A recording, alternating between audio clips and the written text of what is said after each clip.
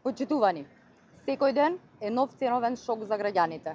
Горивата повторно поскапуваат, што значи и ново поскапување на цените на храната, превозот и на останатите производи. Ова е нов удар врз семејните буџети, од кога цените веќе се до плафон. Со Недели Мицковски не носи мерки за заштита на стандардот на граѓаните. Сега најавува само намалување на акцизата. Повторно, половична и задоцната мерка која нема да го намали ценовниот притисок врз граѓаните. Мицковски не донесе ниту една мерка за работниците, за социјално ранливите граѓани, во сред криза ги остави да преживуваат и да го бројат секој денар за живот. Секоја негова мерка доаѓа предоцна. Секоја мерка е неефикасна и наместо да ги намали цените, го слабее буџетот и им носи дополнителни приходи на одредени компании.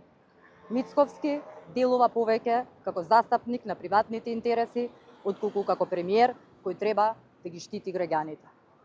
Прво, ги игнорира проблемите, представува лажна слика дека нема проблем.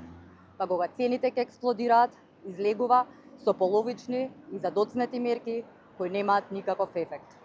Власта ги одби сите предложени мерки на СДСМ за да се запре поскапувањето на сите животни намирници и да се помогне на ранливите и загрозените категории на населението.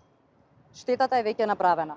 Цените на горивата и храната се вивнати и нема да се врати назад. Скапо ги чини граѓаните оваа политика на Мицковски со која го урниса животниот стандард. Наместо Мицковски да ја турка државата во економска и социјална бездна, веднаш да превземе мерки.